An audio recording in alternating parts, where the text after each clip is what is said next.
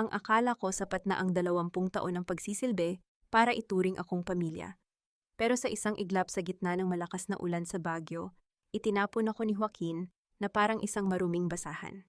Habang nilalamig ako sa labas, naririnig ko ang tawanan nila ng bago niyang babae sa loob ng mainit naming bahay. Sabi nila wala akong kwenta. Sabi nila pulubi lang ako, pero hindi nila alam.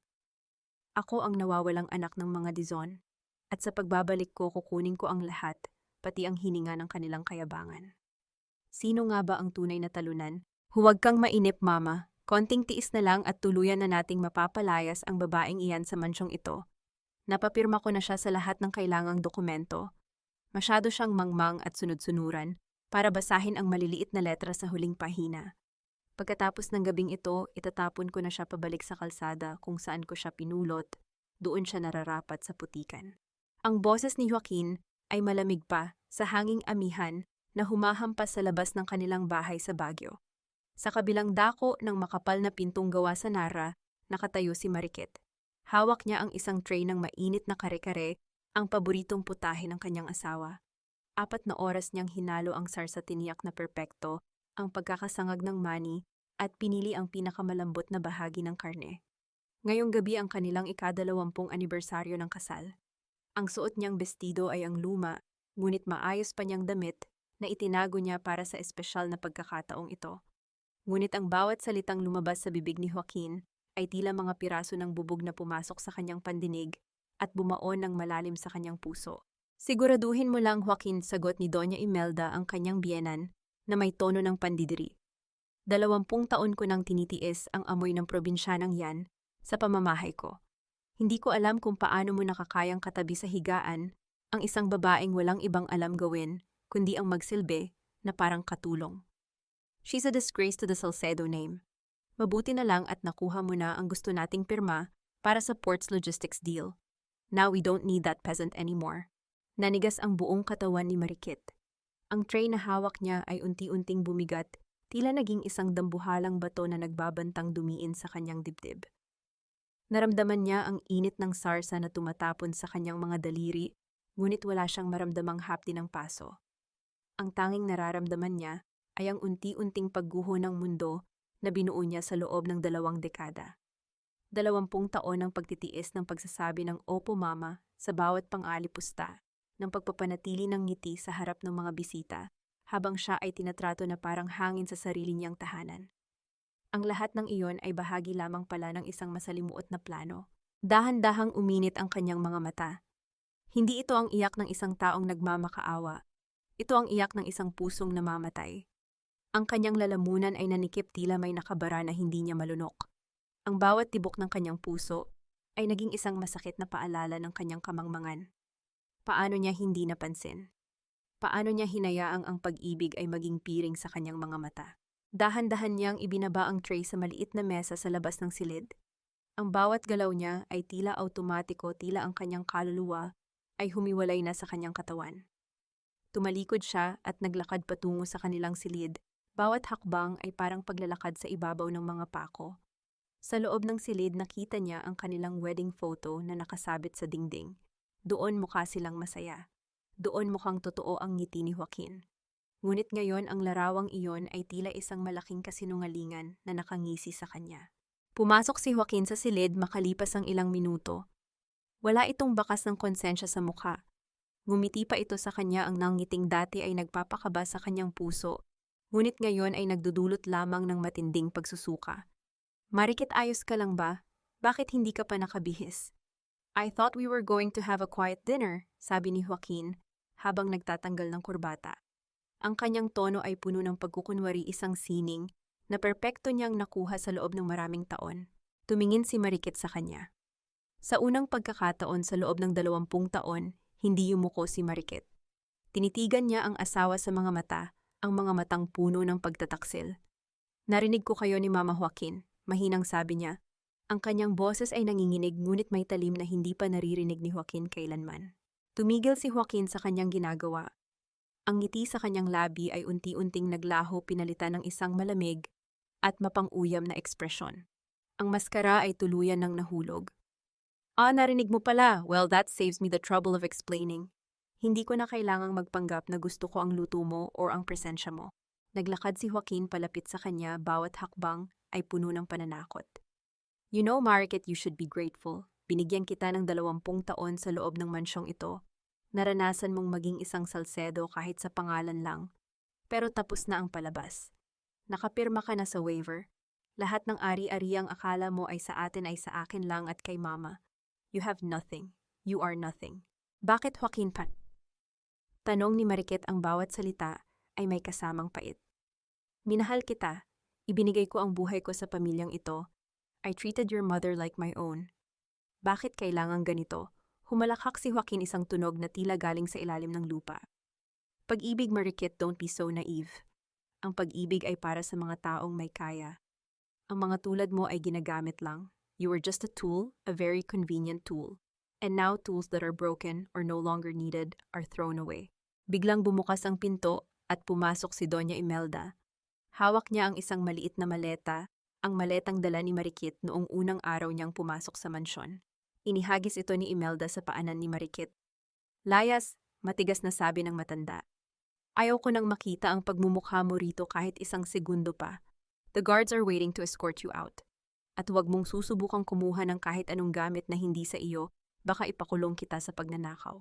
Ngayong gabi may bagyo sa labas, Mama. Bulong ni Marikit, tila hindi makapaniwala sa lupit ng mga taong ito. Mas bagay ka sa gitna ng bagyo, Marikit. Doon ka naman galing, di ba, sa gitna ng kawalan, pang-uuyam ni Joaquin habang binubuksan ang pinto ng silid at itinuro ang labas. Wala nang nagawa si Marikit kundi kunin ang kanyang maleta.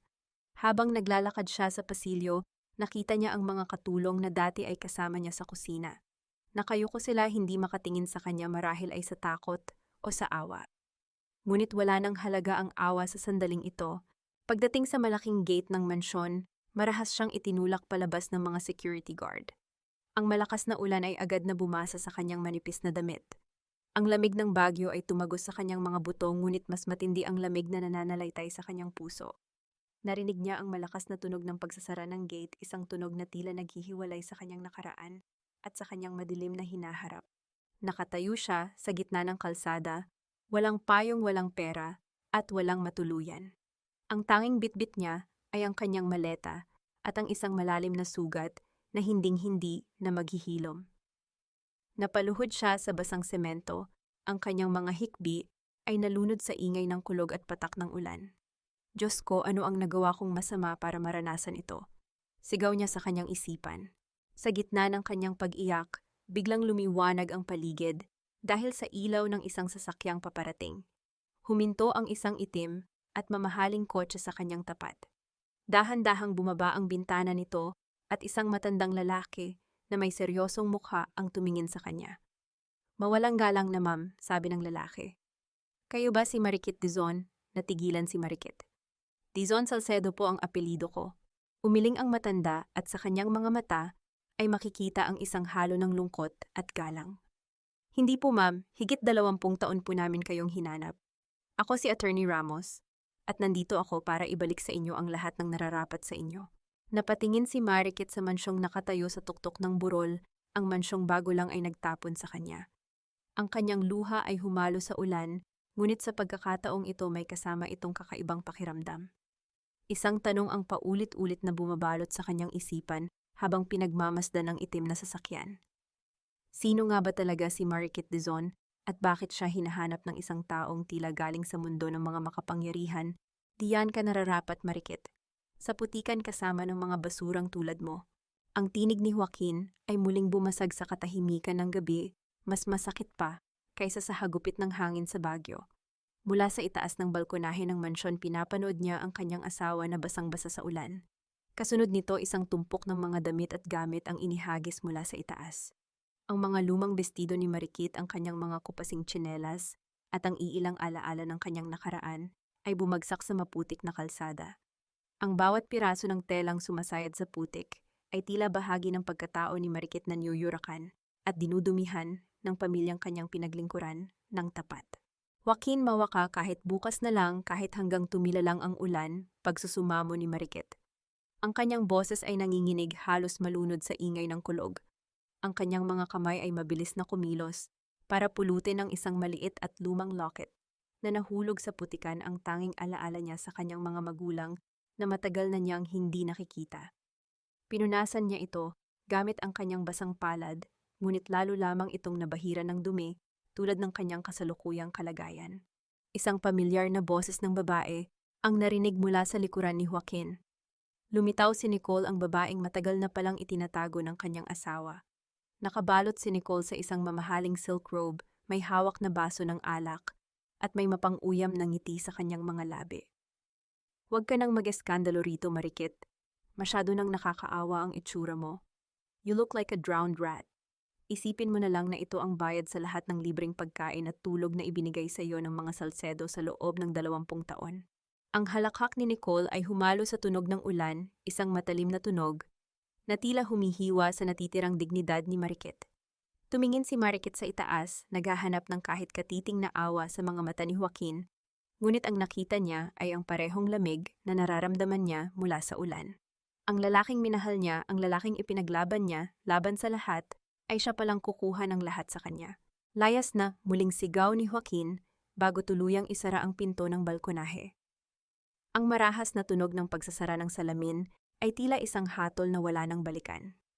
Ang liwanag sa loob ng mansyon ay unti-unting namatay. Iniwan si Marikit sa kalsada, kayakap ang kanyang basang maleta at ang kanyang pira-pirasong pangarap. Dahan-dahang gumapang ang ginaw sa kanyang mga buto. Ang bawat patak ng ulan ay tila mga karayom ng yelo na tumutusok sa kanyang balat.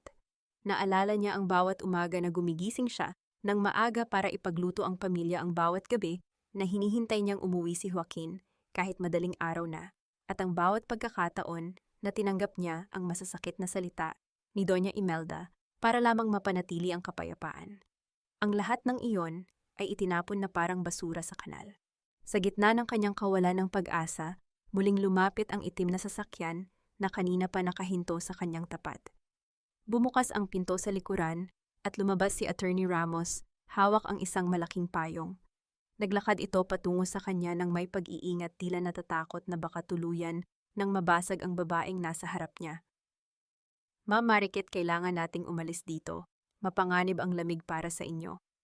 Ang mahinahong tinig ng abogado ay tila isang anghel na bumaba sa gitna ng impyerno. Umiling si Marikit habang pilit na tumatayo, ngunit ang kanyang mga tuhod ay nanghihina. "Sino po ba talaga kayo? Bakit niyo ako tinatawag sa pangalang yan?" "Marikit lang ang alam kong pangalan ko. Wala akong apelido na katulad ng sinasabi niyo.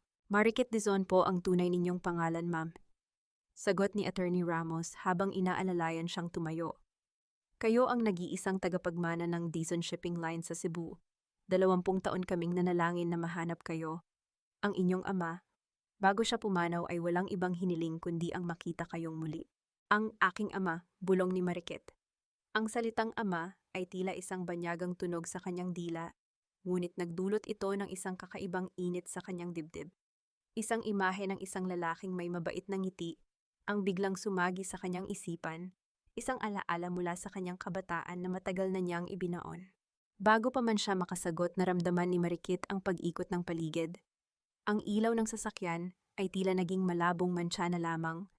Ang bigat ng 20 taong pagtitiis, ang hapdi ng pagtataksil, at ang tindi ng lamig ng gabi ay tuluyan ng sumuko sa kanyang katawan. Naramdaman niya ang pagbagsak niya, ngunit bago pa man tumama ang kanyang katawan sa maputik na semento, naramdaman niya ang mga bisig ni Attorney Ramos na sumalo sa kanya. "Dalin niyo na siya sa sasakyan, bilisan niyo!" Iyon ang huling tinig na narinig ni Marikit bago tuluyang lamunin ng dilim ang kanyang malay. Sa kanyang panaginip, wala na ang ulan. Nakatayo siya sa isang dalampasigan, nakasuot ng puting bestido, at may isang lalaking tumatawag sa kanyang pangalan mula sa malayo. Isang pangalang puno ng paggalang at pagmamahal. Isang pangalang hindi kailanman binanggit sa loob ng mansyon ng mga Salcedo. Ngunit sa likod ng kadilimang iyon, isang munting apoy ang nagsimulang mag-alab sa kanyang puso. Hindi na ito ang apoy ng pag-ibig na nagpabulag sa kanya sa loob ng 2 dekada. Ito ay ang apoy ng katotohanan, isang katotohanang gigising sa isang bagong Marikit. Habang ang sasakyan ay mabilis na lumalayo sa madilim na kalsada ng Baguio, naiwan sa likuran ang mansyon ng mga Salcedo na tila isang libingan ng mga lihim.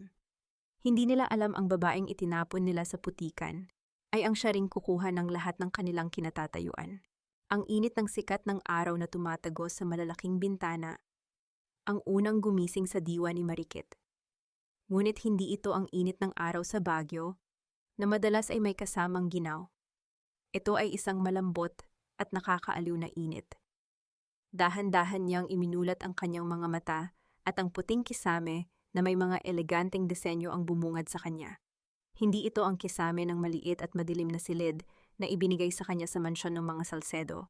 Naramdaman niya ang lambot ng telang nakalatag sa kanyang katawan, isang kumot na gawa sa purong seda, na may amoy ng mamahaling lavender at kalinisan. Sa loob ng 20 taon, ang kanyang mga kamay ay nasanay sa gaspang ng basahan at dumi ng kusina. Kaya naman ang ganitong klaseng karangyaan ay tila isang panaginip na nakakatakot gisingan.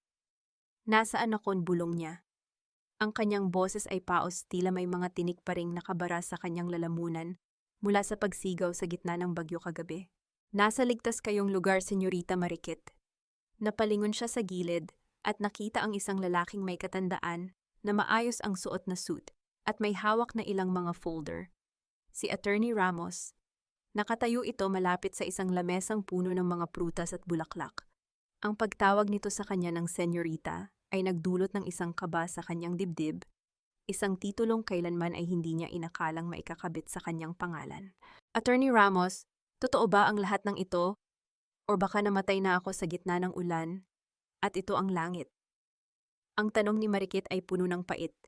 Bahagyang ngumiti ang abogado, isang ngiting puno ng pag-unawa. Buhay na buhay po kayo, ma'am, at ang impyernong dinanas ninyo sa kamay ng mga Salcedo ay tapos na. Nandito kayo sa isang pribadong suite sa pinakamalaking ospital dito sa syudad. Lahat ng pangangailangan ninyo ay nakahanda na. Dahan-dahang bumangon si Marikit, ramdam pa rin ang bigat ng kanyang katawan. Inabot sa kanya ni Attorney Ramos ang isang folder. Sa loob nito ay may mga dokumentong legal, mga larawan at isang kopya ng DNA test result na ginawa gamit ang isang piraso ng buhok na nakuha ng mga tauhan ni Ramos mula sa isang lumang suklay ni Marikit noong nakaraang buwan. 20 taon, ma'am. 20 taon kaming nagmanman simula ng abogado. Ang inyong ama si Don Eduardo Dizon ay hindi tumigil sa paghahanap sa inyo hanggang sa huli niyang hininga. Nawala kayo noong kayo ay 5 taong gulang pa lamang dahil sa isang aksidente sa dagat. Ang akala ng lahat ay kinuha na kayo ng alon, ngunit may isang mangingisda ang nakasagip sa inyo at dinala kayo sa malayo. Nanginginig ang mga kamay ni Marikit habang tinitingnan ang larawan ng isang lalaking may matikas na tindig at mga matang kamukhang-kamukha ng sa kanya. Ito si Don Eduardo. Sa tabi nito ay isang magandang babae na may suot na perlas ang kanyang ina. Biglang bumalik ang mga alaala, ang amoy ng dagat, ang tunog ng barko, at ang mainit na yakap ng isang lalaking tumatawag sa kanya ng aking munting bituin. Kung alam niyo po kung nasaan ako, bakit ngayon lang? Tanong ni Marikit, habang ang mga luha ay muling nagsimulang pumatak sa papel. Bakit hinayaan niyo akong mabulok sa kamay ni Joaquin? Bakit kailangang dumaan ang 20 taon ng paghihirap bago niyo ako kinuha? Yumuko si Attorney Ramos bilang tanda ng paghingi ng paumanhin. Mahigpit po ang seguridad sa paligid ninyo, ma'am. Hindi namin pwedeng basta na lang kayo kunin ng walang matibay na ebidensya at plano. Ang mga Salcedo ay mga buwaya. Oras na malaman nilang kayo ang nawawalang Dizon. Gagamitin nila kayo para makuha ang buong kumpanya. Kinailangan naming maghintay na ilabas nila ang tunay nilang kulay. Ang itapon kayo para mailigtas namin kayo ng tuluyan at walang sabit sa batas. Isang matalim na sakit ang naramdaman ni Marikit. Ang kanyang buong buhay pag-ibig kay Joaquin ay isa lamang palang bahagi ng isang mas malaking laro. Siya ay isang prinsesa na namuhay bilang alipin sa sarili niyang kaharian, habang ang mga taong dapat ay nagpoprotekta sa kanya ay ang siya palang nagnakaw ng kanyang kinabukasan. Lahat ng pinirmahan niyo kagabi, ma'am. Ang mga waivers at dokumentong ibinigay ni Joaquin. Wala po yung bisa, dagdag ni Attorney Ramos na may kasamang kislap ng tagumpay sa kanyang mga mata. Dahil ang pangalang ginamit niyo doon ay Marikit Salcedo. Ngunit sa batas ang lahat ng ari-arian ng mga Dizon ay nakapangalan sa inyo bilang Marikit Dizon. Hindi nila pwedeng nakawin ang hindi sa kanila. Tumayo si Marikit at naglakad patungo sa salamin. Ang babaeng nakikita niya ay may maputlang balat, mga matang puno ng hapdi at mga labing tuyo. Ngunit sa ilalim ng kapaguran, may isang bagong lakas na nagsisimulang sumibol. Ang alabok na tinapaktapakan ni Joaquin at Doña Imelda ay unti-unti nang nagiging bakal. Ano ang gagawin natin ngayon, Attorney Pan? Tanong ni Marikit. Ang kanyang tinig ay wala ng panginginig. Ito ay tuyo, malamig at direkta. Binuksan ni Attorney Ramos ang isa pang folder at ipinakita ang isang listahan ng mga kumpanya barko at lupain na ngayon ay nasa ilalim na ng pangalan ni Marikit. Ngayon, ma'am, ay sisimulan nating bawiin ang lahat. Pero bago iyon, kailangan nating linisin ang lahat ng bakas ng pagiging Salcedo sa inyong pagkatao. Mula sa araw na ito, hindi na kayo ang asawang itinakwil. Kayo na ang reyna na nagbabalik. Sa gitna ng katahimikan, isang katulong ang kumatok sa pinto at nagpasok ng isang malaking kahon. Nang buksan ito ni Marikit, nakita niya ang isang itim na gown na gawa sa pinakamahal na tela, isang pares ng sapatos na kumikinang, at isang alahas na may tatak ng pamilya Dizon. Ngunit may isang bagay sa ilalim ng mga damit na kumuha ng atensyon ni Marikit. Isang lumang dyaryo mula 20 taon na ang nakalilipas. Ang headline ay tungkol sa pagkawala ng batang si Marikit Dizon, ngunit sa gilid ng balita ay may isang maliit na litrato ng isang lalaking naging susi sa pagliligtas sa kanya noon. Nanlaki ang mga mata ni Marikit. Ang lalaking nasa lumang litrato, ang taong sinasabing nakahanap sa kanya sa kalsada noong bata siya at nagdala sa kanya sa mga Salcedo, ay ang nakababatang bersyon ng ama ni Joaquin. Nabitawan ni Marikit ang dyaryo habang ang kanyang puso ay tila tumigil sa pagtibok. Hindi aksidente ang lahat. Ang pagkawala niya, ang pagkakaulila niya, at ang pagpapakasal niya kay Joaquin ay isang planadong krimen na nagsimula pa noong siya ay 5 taong gulang pa lamang. Napatingin siya kay Attorney Ramos na may halong takot at galit. Attorney, hindi lang nila ako inalipusta. Ninakaw nila ang buong buhay ko simula pa nung bata ako. Ang simoy ng hangin sa sementeryo ng mga tanyag sa Cebu ay may dalang pait at katahimikan. Walang bakas ng bagyong humagupit sa Baguio ilang araw na ang nakalipas. Tanging ang banayad na paggalaw ng mga sanga ng puno ng kalachuchi at ang paglaglag ng mga tuyong dahon sa Bermuda grass ang nagbibigay ng buhay sa paligid. Nakatayo si Marikit sa harap ng isang malaki at marangyang musoleo na gawa sa puting marmol. Nakasuot siya ng isang simpleng itim na bestida na sumasalamin sa pagluluksa na matagal na niyang dapat ginawa. Sa harapan niya ay nakaukit ang mga pangalan sa ginto, Don Eduardo Dizon at Doña Elena Dizon. Dahan-dahang lumapit si Marikit at inilapat ang kanyang nanginginig na mga daliri sa malamig na bato. Ang bawat haplos niya sa mga letrang iyon ay tila pagyakap sa mga magulang na kailanman ay hindi niya nasilayan sa kanyang paglaki. Pumatak ang kanyang mga luha, hindi na dahil sa sakit ng pagtataksil ni Joaquin, kundi dahil sa pangungulila sa isang pamilyang ipinagkait sa kanya. Isang malabong alaala ang unti-unting luminaw sa kanyang isipan. Isang pamilyar na himig ng oyayi. Ang boses ng isang babae na malambing kumakanta, habang sinusuklay ang kanyang buhok bago matulog, at ang amoy ng sampagita na palaging nakadikit sa damit nito. Iyon ang kanyang ina, ang inang umiyak ng dugo nang mawala siya, ang inang namatay sa matinding kalungkutan ilang taon matapos ang kanyang pagkawala. Patawad po, bulong ni Marikit, ang kanyang boses ay basag at puno ng pagsisisi. Patawad kung ngayon lang ako nakauwi. Patawad kung hinayaan kong saktan ako ng mga taong umagaw sa akin mula sa inyo. Nakatayo sa likuran niya si Attorney Ramos, hawak ang isang itim na payong bilang pananggalang sa sikat ng araw. Pinapanood niya ang paghihinagpis ng tagapagmana ng mga Dizon ng may mabigat na dibdib. 20 taon siyang naging saksi sa walang katapusang paghahanap ni Don Eduardo. Ngayon nakita niya ang anak nito sugatan, ngunit buo. Hindi niyo po kailangang humingi ng tawad, senyorita. Mahinahong wika ng abogado.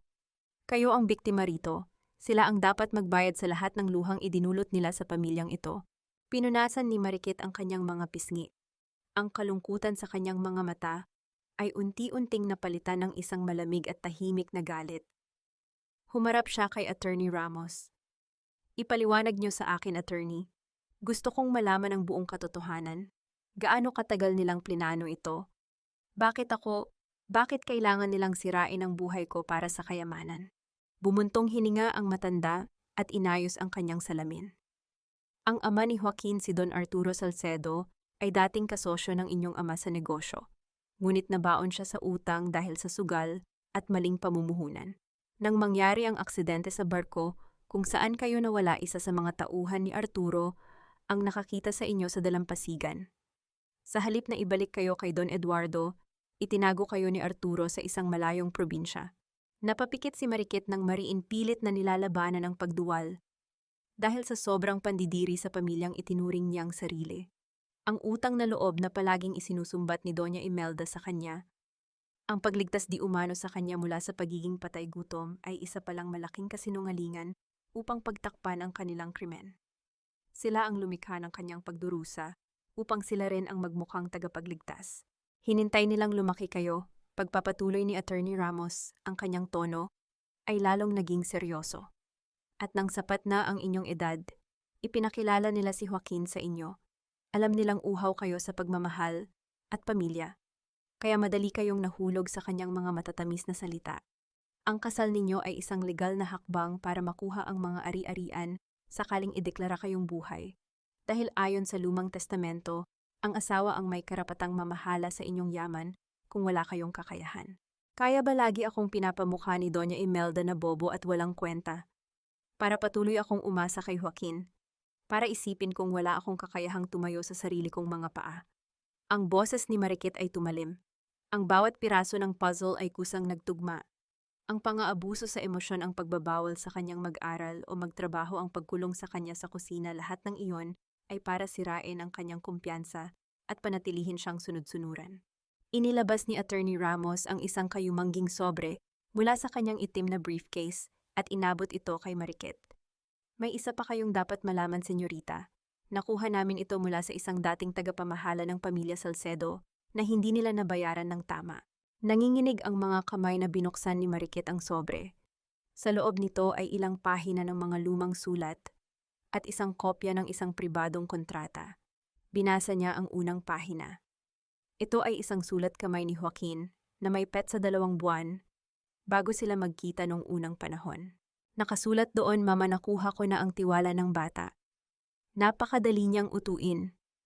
Konting ngiti at pag-aalaga lang ibibigay na niya ang buhay niya. Pakasalan ko lang ang probinsyanang ito at sa loob ng ilang taon, mapapasa atin na ang buong Dizon Shipping Lines. Pagtiyagaan niyo na lang muna ang amoy niya sa bahay." Parang huminto ang pag-ikot ng mundo ni Marikit. Ang lalaking binigyan niya ng buong puso, ang lalaking ipinagluto niya araw-araw, ang lalaking pinangarap niyang makasama hanggang sa pagtanda, ang lalaking iyon ay hindi kailanman nag-exist. Si Joaquin ay isang halimaw na nagtago sa likod ng isang magandang mukha, isang ahas na unti-unting sumakal sa kanyang kaluluwa sa loob ng 20 taon. Ang lahat ng matatamis na alaala na pinanghahawakan niya, ang una nilang sayaw, ang mga halik sa noo, ang mga pangakong binitiwan nito sa harap ng altar, ay pawang lason na inihain sa kanya nang nakangiti. Ibinalik niya ang tingin sa lapida ng kanyang mga magulang. Ngunit sa pagkakataong ito, wala nang luhang lumabas sa kanyang mga mata. Ang apoy na nagsimulang magliyab kagabi ay tuluyan nang naging isang nag-aapoy na impyerno. Mahigpit niyang nilukot ang sulat ni Joaquin sa kanyang palad hanggang sa bumaon ang kanyang mga kuko sa kanyang sariling laman. Attorney Ramos, na tawag ni Marikit ang kanyang boses, ay walang anumang bahid ng takot o pangungulila. Ito ay boses ng isang tunay na Dizon. Malamig, may autoridad at handang maningil. Opo, senyorita. Itago mo ang lahat ng ito. Ihanda mo ang pinakamagagaling na guro sa negosyo, batas at pamamahala. May 6 na buwan tayo bago ang taunang pagpupulong ng mga board of directors ng lahat ng kumpanya natin sa Manila, tama ba? Tumango ang abogado, isang maliit, ngunit puno ng pag-asang ngiti ang sumilay sa kanyang labi. Opo, nakatakda ito sa katapusan ng taon kung saan plano ni Joaquin na ipasa ang buong kontrol ng kumpanya sa kanyang pangalan. Tumingin si Marikit sa malayo, patungo sa direksyon ng Maynila. Kung gayon, ibibigay natin sa kanila ang isang palabas na hinding-hindi nila makakalimutan. Sisiguraduhin kong ang mismong pangarap na tinangka nilang nakawin ang siya ring magbabaon sa kanila ng buhay. Ngunit bago pa man sila tuluyang makaalis sa sementeryo, tumunog ang telepono ni Attorney Ramos. Nang sagutin niya ito, nakita ni Marikit ang biglaang pag-aalala sa mukha ng matanda. Ibinaba ng abogado ang telepono at bumaling sa kanya, ang boses nito ay may halong kaba. "Senyorita, May natagpuan ang mga tauhan natin na nag-iimbestiga sa bahay ni Joaquin. Hindi lang pala ang pamilya Dizon ang pinagtaksilan niya. May nakuha silang dokumento tungkol sa isang batang nakapangalan kay Joaquin na tinangka niyang itago mula sa lahat. Natigilan si Mariket. Isang lihim na anak, isang anak. Ang dalawang salitang iyon ay nag-iwan ng mapait na lasa sa dila ni Mariket habang nakatitig sa mga litratong inilatag ni Attorney Ramos sa ibabaw ng mesa. Sa mga larawan makikita si Joaquin na masayang buhat-buhat ang isang batang lalaki na tinatayang nasa 5 taong gulang. Sa tabi nila ay si Nicole, ang babaeng nakasuot ng seda at may hawak na alak noong gabing palayasin siya sa mansyon sa gitna ng bagyo. 5 taon, ibig sabihin habang siya ay nagsusunog ng balat sa pagluluto sa mainit na kusina ng mga Salcedo, habang nilulunok niya ang bawat pang-iinsulto ni Doña Imelda para mapanatili ang kapayapaan ng kanilang pamilya. Bumubuo na pala si Joaquin ng sariling pamilya gamit ang kayamanang ninanakaw nito mula sa kumpanya ng mga Dizon. Siya ay hindi lamang naging alipin, siya ay naging pondo para sa kaligayahan ng mga taong sumira sa kanyang buhay. Ngunit nakapagtataka, walang luha ang pumatak mula sa kanyang mga mata. Ang huling patak ng pagmamahal at awa na mayroon siya para sa kanyang asawa ay tuluyan ng natuyo at inanod ng ulan sa Baguio. Ang naiwan sa kanyang dibdib ay isang malamig at matibay na yelo. Kalaunan ay nagtungo si Mariket sa harap ng malaking salamin sa loob ng kanyang marangyang banyo. Pinagmasdan niya ang kanyang sarili. Ang kanyang mahaba at magulong buhok ay umabot na sa kanyang baywang. Naalala niya kung paano palaging ipinagbabawal ni Joaquin ang pagpapagupit niya. Sabi nito noon, ang mahabang buhok ay tanda ng isang masunuring asawa. Isang kasinungalingan para panatilihin siyang nakatali sa lumang imahe ng isang probinsyanang walang sariling boses. Dinampot niya ang isang matalim na gunting mula sa estante. Walang pag-aalinlangan inilapit niya ang talim sa kanyang buhok at pinutol ito. Ang pagbagsak ng bawat kumpol ng buhok sa sahig ay tila pagkakalas ng mga mabibigat na kadena na gumapos sa kanya sa loob ng 20 taon. Gumaan ang kanyang ulo at sumunod na gumaan ang kanyang kaluluwa. Ang buhok na nagkulong sa kanyang mukha ay nawala, inilabas ang isang panga na may determinasyon at mga matang may nakakapasong talim. Sa mga sumunod na linggo, ang tahimik at marangyang silid ni Mariket ay naging isang sentro ng matinding pag-aaral. Pinaligiran siya ni Attorney Ramos ng mga pinakamagagaling na propesor sa ekonomiya, batas pandagat at pamamahala ng negosyo. Wala siyang inaksayang sandali. Sa ilalim ng maliliwanag na ilaw, gabi-gabi siyang nakasubsob sa mga makapal na libro, mga financial statements ng Dizon Shipping Lines at mga dokumento ng Port Logistics. May mga pagkakataong nananakit ang kanyang ulo hanggang sa madaling araw at nanghihina ang kanyang katawan dahil sa dami ng kailangang intindihin. Ang wika ng negosyo ay isang banyagang mundo para sa isang taong sanay sa mga kagamitan sa kusina at pamamalengke. Ngunit sa tuwing naiisip niya ang halakhak ni Doña Imelda at ang mapang-uyam ng ngiti ni Nicole, nag-aapoy muli ang kanyang lakas. Pinilit niyang intindihin ang bawat numero, natutunan niyang tukuyin ang mga peking kontrata at mga dummy corporation na ginamit ni Joaquin para unti-unting sipsipin ang pondo ng kumpanya. Kasabay nito, tinuruan siya ng mga eksperto kung paano maglakad ng tuwid, kung paano itaas ang baba ng may dignidad, at kung paano magsalita ng may awtoridad na hindi na kailangang sumigaw para pakinggan. Isang umaga tumayo si Mariket sa harap ng buong salamin. Wala na ang kupasing bestido na palagi niyang suot noon. Nakabalot na siya ngayon sa isang eleganteng puting suit na nagbibigay diin sa kanyang matikas na tindig. Ang kanyang buhok ay maikli at maayos na umuugma sa hugis ng kanyang mukha. Ang kanyang balat na dati ay sunog sa araw ngayon ay nagliliwanag. Ito ang unang pagkakataon na tumingin siya sa salamin at hindi niya nakita ang probinsyanang alipin na hinahamak ng lahat. Ang nakita niya ay si Mariket Dizon, ang tunay na anak ni Don Eduardo, ang bilyonaryang tagapagmana, ang reynang handang bawiin ang kanyang kaharian. Nagbukas ang pinto at pumasok si Attorney Ramos, bitbit ang isang pulang folder. Ang ekspresyon ng matandang abogado ay may halong paggalang at pananabik habang nakatingin sa malaking pagbabago ng kanyang senyorita. Senyorita Mariket, dumating na ang pagkakataong hinihintay natin pa. Bungad ni Attorney Ramos habang inilalapag ang dokumento sa ibabaw ng makintab na mesa. Nagsisimula ng gumuho ang pinansyal na estado ni Joaquin dahil sa labis na paggastos ng kanyang bagong pamilya. Upang matustusan ang luho ni Nicole at ang mataas na pamumuhay ni Doña Imelda, kumuha si Joaquin ng napakalaking utang gamit ang isang dummy corporation. Itinuro ng abogado ang isang tiyak na linya sa papel. Ang hindi niya alam ang institusyong pinag-utangan niya ay lihim na pag-ari ng isa sa mga subsidiary ng Dizon Group. Lumapit si Marikit at pinasadahan ng tingin ang mga numero. Isang malamig na ngiti ang namuo sa kanyang mga labi. Kinuha niya ang gintong ballpen na pag-aari ng kanyang yumaong ama. Ipadala niyo ang demand letter ngayon din. Formal na utos ni Marikit, ang kanyang boses ay buo at walang panginginig. Singilin niyo ang buong halaga kasama ang lahat ng interes. At kapag hindi siya nakapagbayad sa loob ng 7 araw, i-freeze niyo ang lahat ng bank accounts niya at ihanda ang notice of foreclosure para sa mansyon ng mga Salcedo. Ang isang pirma niya ay sapat na para ibagsak ang peking paraiso ng lalaking nagtapon sa kanya sa ulan. Ang malakas na tunog ng pagbagsak ng kutsara sa porselanang plato ay umalingaw-ngaw sa malawak na hapagkainan ng mansyon. Ano ba itong ipinakain mo sa akin, lasang dagat sa sobrang alat ko? Bulyaw ni Doña Imelda sa bagong katulong na nakayuko at nanginginig sa takot. Ilang buwan pa lamang ang nakalilipas simula ng palayasin nila si Marikit, ngunit ang epekto ng pagkawala nito ay unti-unti nang gumagapang sa bawat sulok ng bahay. Wala na ang pamilyar at nakakaaliw na amoy ng bagong lutong pagkain tuwing umaga. Ang mga mamahaling antigong kasangkapan ay unti-unti nang tinatakpan ng alikabok dahil walang ibang nagmamalasakit na linisin ang mga ito ng maayos. Ang mansyon na dati ay isang maaliwalas na paraiso ay tila naging isang malaki at malamig na museo ng kalungkutan. Pumasok si Nicole sa silid kainan, walang pakialam sa tensyon. Bitbit niya ang napakaraming bag mula sa mga pinakamamahal na bilihan sa syudad.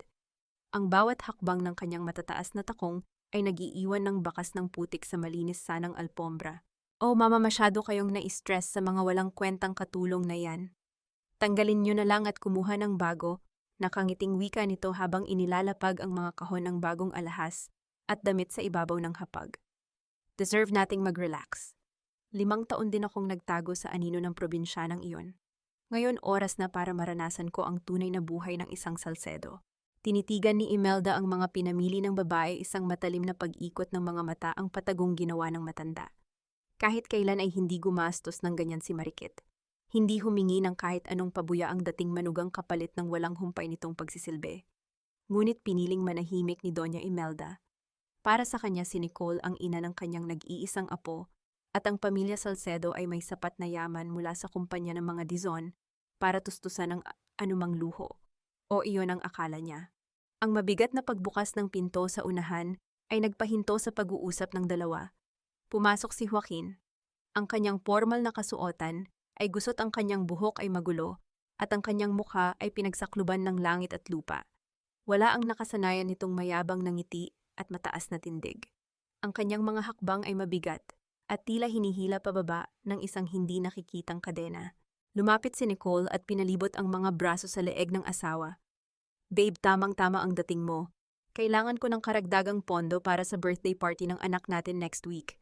Gusto ko sanang arkilahin ang buong clubhouse at magpatawag ng sikat na caterer mula sa Manila. Marahas na inalis ni Joaquin ang mga braso ng babae. Pwede ba, Nicole, wala akong panahon sa mga walang kwentang party na iyan ngayon? Sigaw niya. Ang kanyang tinig ay nagpagulat pareho kay Nicole at kay Doña Imelda na agad na pahawak sa kanyang dibdib. Lumapit si Joaquin sa estante ng mga alak at nagbuhos ng inumin sa baso gamit ang nanginginig na mga kamay. May malaking problema tayo, panimula niya. Ang kanyang boses ay nanginginig, puno ng isang uri ng takot na ngayon lamang narinig ni Imelda. May isang makapangyarihang subsidiary ang biglang bumili ng lahat ng utang natin mula sa bangko noong mga nakaraang buwan. At ngayon, sinisingil nila tayo ng buo kasama ang napakalaking interes. Binigyan lamang tayo ng 7 araw para magbayad. Ano ang ibig mong sabihin, Joaquin? Kit ni Doña Imelda. Unti-unting nababakas ang kaba sa kanyang kulubot na mukha. Huwag kang magbiro ng ganyan. Gamitin mo ang pera ng Dizon Shipping na kapangalan sa iyo. Ang pamamahala noon, bago natin itinapon sa kalsada ang basurang si Marikit. Ikaw ang asawa, ikaw ang may kontrol sa pondo niya. Ibinagsak ni Joaquin ang isang makapal na sobrang naglalaman ng mga legal na dokumento sa ibabaw ng mesa. Tumama ito sa mga kahon ng alahas ni Nicole. Iyan na nga ang problema, mama. Kaninang umaga sinubukan kong mag-withdraw para bayaran ang mga supplier, ngunit hinarang ng bangko ang lahat ng access ko sa pondo ng mga Dizon. May naglabas ng direktiba mula sa itaas. May nagpawalang bisa sa lahat ng pinirmahan ni Mariket. Nanlaki ang mga mata ni Nicole habang paatras na napahakbang. Pawalang bisa, paano mangyayari iyon? Tumingin si Joaquin sa paligid ng mansyon. Ang kanyang mga mata ay nanlilisik sa matinding kaba at kawalan ng pag-asa. Hindi lang iyon, ang mansyong ito, pati na ang lahat ng personal nating bank accounts at mga sasakyan, ay naka-freeze na rin bilang collateral. Wala tayong pambayad at anumang araw mula ngayon, ihahain na nila ang notice of foreclosure. Papalayasin tayo rito. Bumagsak ang balikat ni Doña Imelda sa kanyang upuan. Ang hangin sa loob ng silid ay tila hinihigop palabas. Ang yaman na pinaghirapan nilang nakawin sa loob ng 20 taon ay naglalaho na parang bula sa harapan nila. Sino ang may gawa nito? Nanginginig na tanong ni Nicole. Hindi na inaalala ang mga bagong biling gamit. Sino ang nagmamay-ari ng kumpanyang naniningil sa atin? Kinuha ni Joaquin ang huling pahina ng dokumento.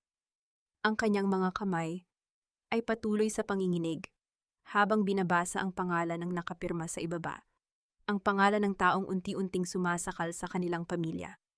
Isang bagong kumpanya na nasa ilalim ng Dizon Group, mahinang sagot ni Joaquin, tila nawawalan ng hininga. Ngunit ang nakapirma ay hindi ang dating board of directors. Ang nakapirma ay ang bagong kinikilalang may-ari ng lahat ng kayamanan ng mga Dizon. Sino Kenan? Pasigaw na tanong ni Doña Imelda. Si Mariket Dizon. Ang pangalang iyon ay nagpabingi sa buong kabahayan, tila isang sumpa na bumalik mula sa nakaraan upang bawiin ang kanilang kinabukasan. Ang malaking bulwagan ng isang tanyag na hotel sa Maynila ay nagliliwanag mula sa mga higanting chandelier na gawa sa purong kristal. Ang bawat sulok ay napupuno ng halimuyak ng mga mamahaling pabango at ang banayad na pagtugtog ng isang orchestra ay nagbibigay ng marangyang indayog sa gabi.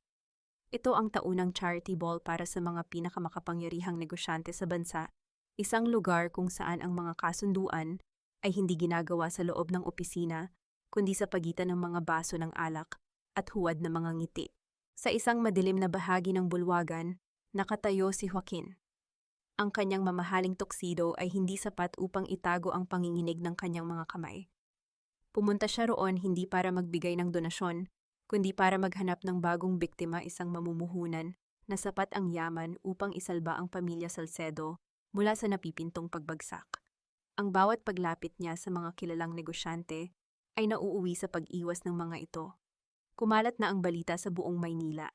Ang mga Salcedo ay tila may malubhang sakit na nakakahawa sa negosyo. Ngunit ang lahat ng bulungan at pag-iwas ay biglang huminto. Ang pansin ng buong silid ay nahatak patungo sa malaking pintuan sa unahan. Isang babae ang dahan-dahang humakbang papasok. Nakasuot siya ng isang kumikinang na esmeraldang gown na nakayakap sa kanyang matikas na kurba, umaalon sa bawat paghakbang na tila isang reyna ng dagat na umahon sa kalupaan. Ang kanyang buhok ay maikli at nakaestilo ng may matinding pagiging sopistikado.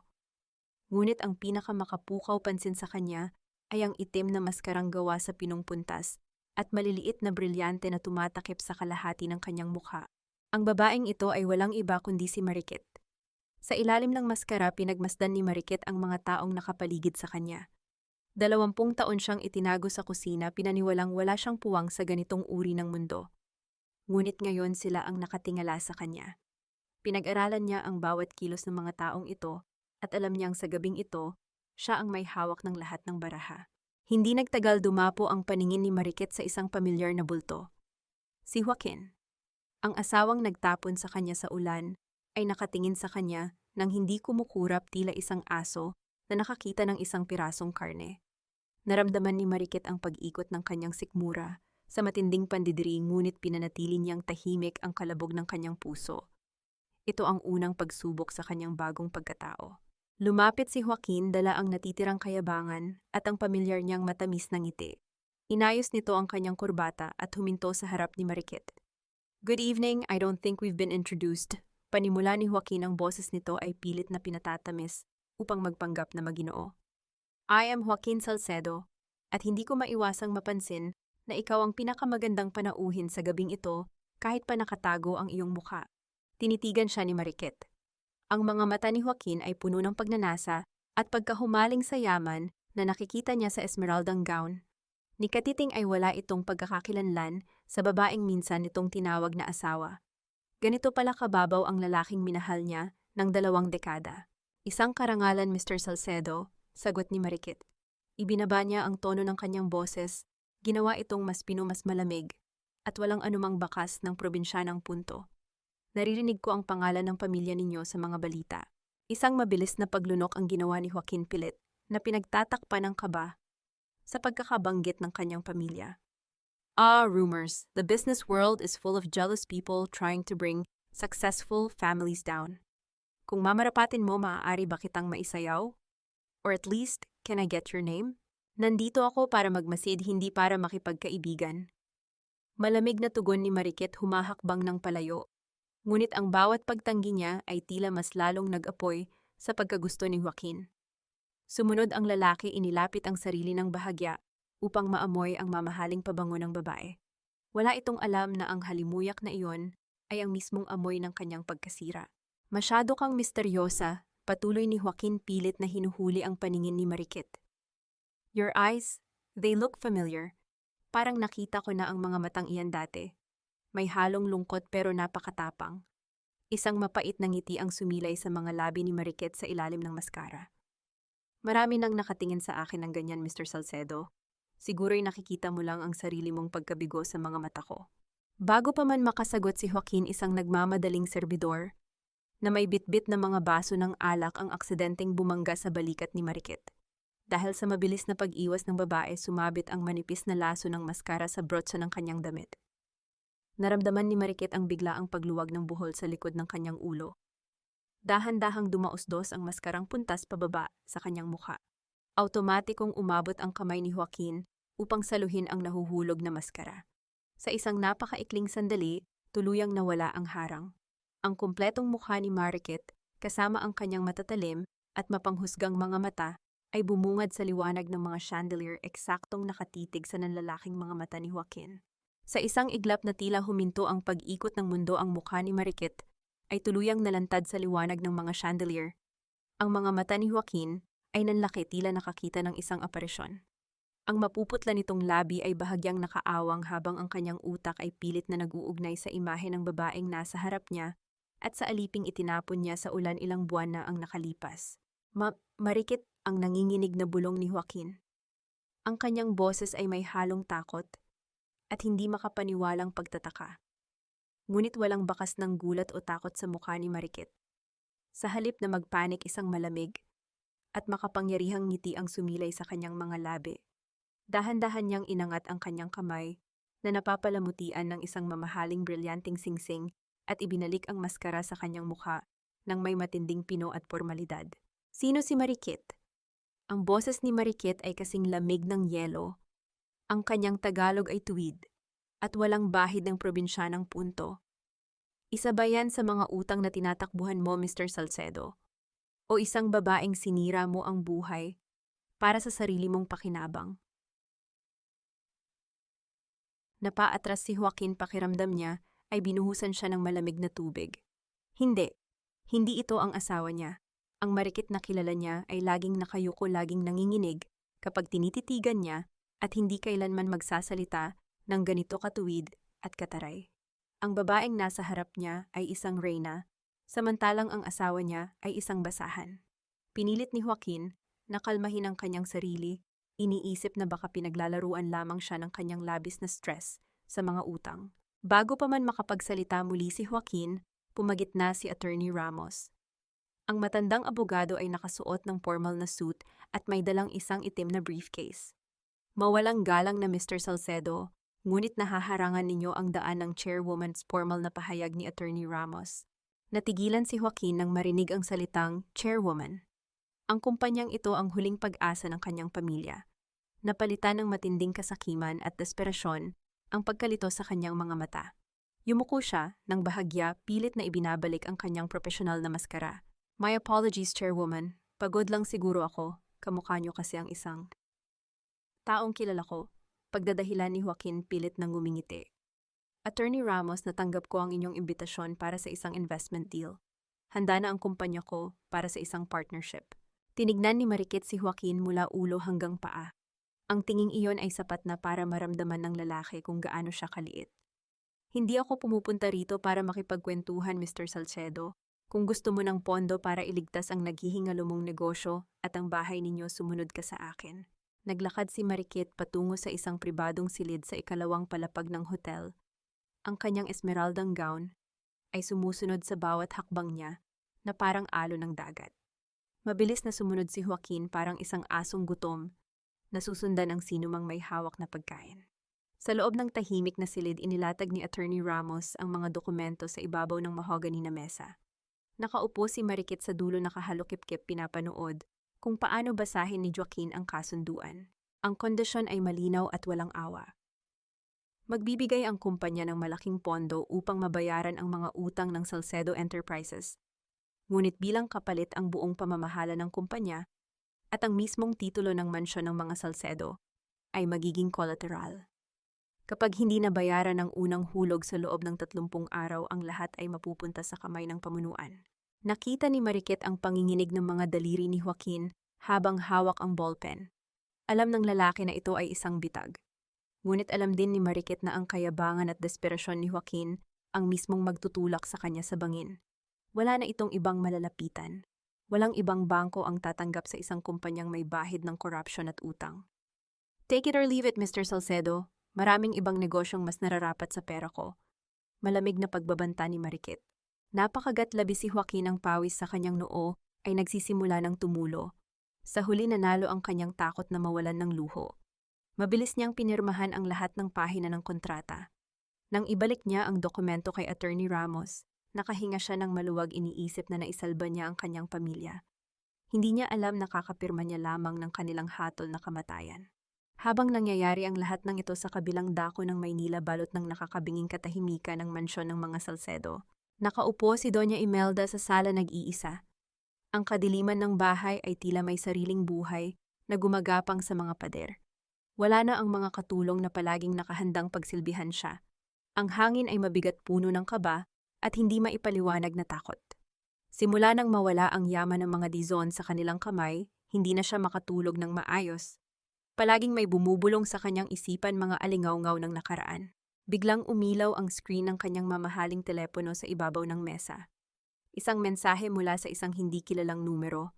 Nanginig ang mga kamay ng matanda nang buksan niya ito. Isang malabong litrato ang nakadikit sa mensahe, isang larawan ng isang babaeng nakasuot ng esmeraldang gown sa isang party, nahuhulog ang maskara at bahagyang ipinapakita ang isang pamilyar at nakakatakot na mukha. Sa ibaba ng litrato ay may isang maikling mensahe na nagpatigil sa tibok ng puso ni Doña Imelda. Ang alabok na tinapakan ninyo ay nagbalik bilang ginto. Maghanda kayo dahil naniningil na ang multo mula sa ulan. Nabitiwan ni Doña Imelda ang kanyang telepono. Ang malamig na semento ay tila naging yelo na umaabot sa kanyang mga paa. Ang babaeng akala nilang napatay na ng bagyo at kawalan ng pag-asa ay buhay. At ngayon hawak nito ang kanilang mga leeg. Ang lamig ng sementong sahig ay tila unti-unting gumagapang sa mga binti ni Doña Imelda, pilit siyang hinihila pababa sa isang madilim na bangin. Nakatitig pa rin siya sa nahulog na telepono kung saan nakadilat ang mensahe at larawan ng babaeng nakamaskara. Pinikit niya ng mariin ang kanyang mga mata, ngunit ang pamilyar at nakakatakot na mukha ay nakaukit na sa kanyang isipan.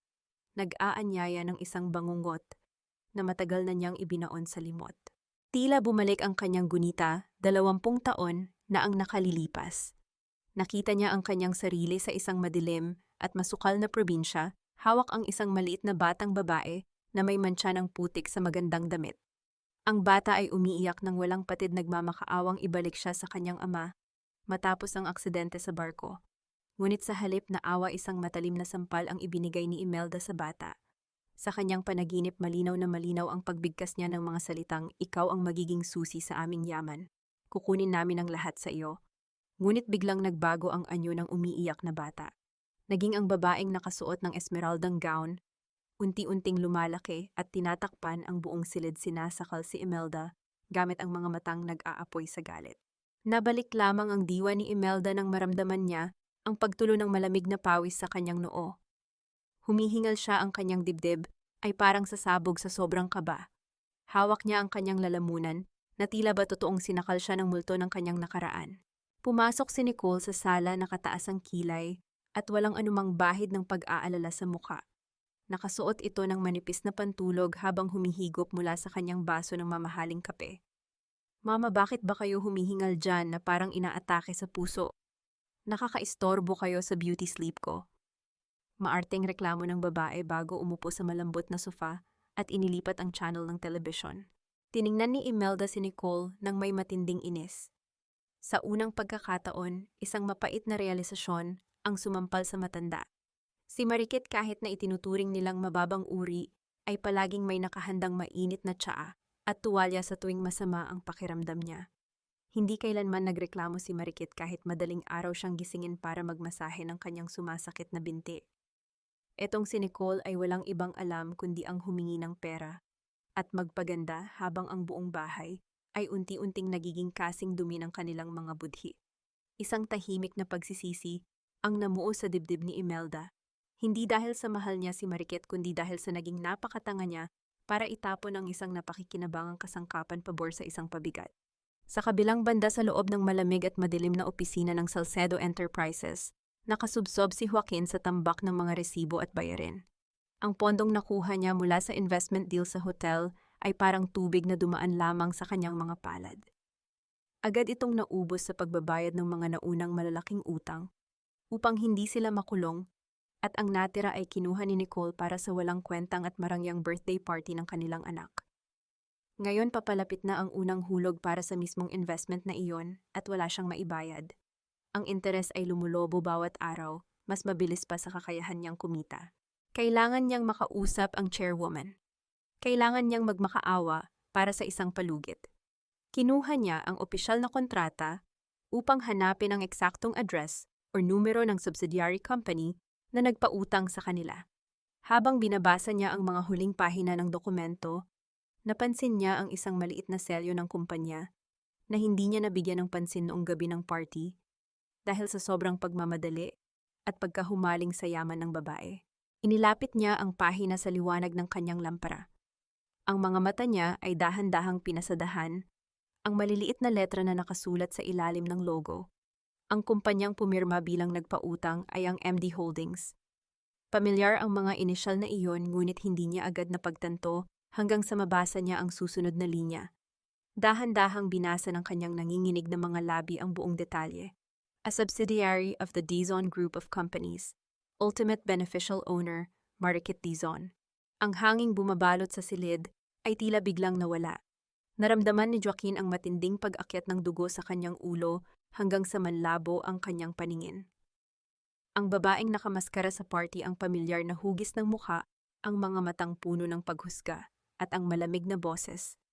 Lahat ng yon ay nag-ugnay sa iisang nakakatakot at buong katotohanan.